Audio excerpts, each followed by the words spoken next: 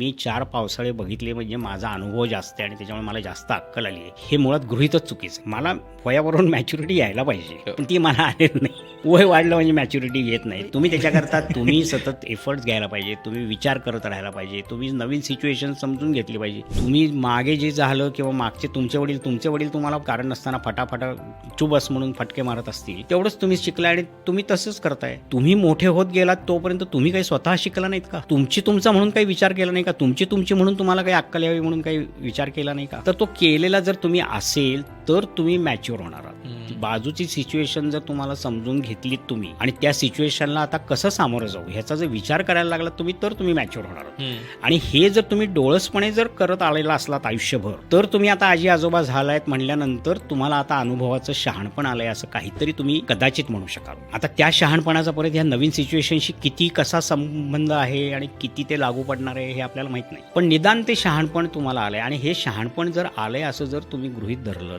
तर त्या शहाणपणाचा तुम्ही त्या पुढच्या पिढीला उपयोग करून देऊ शकता.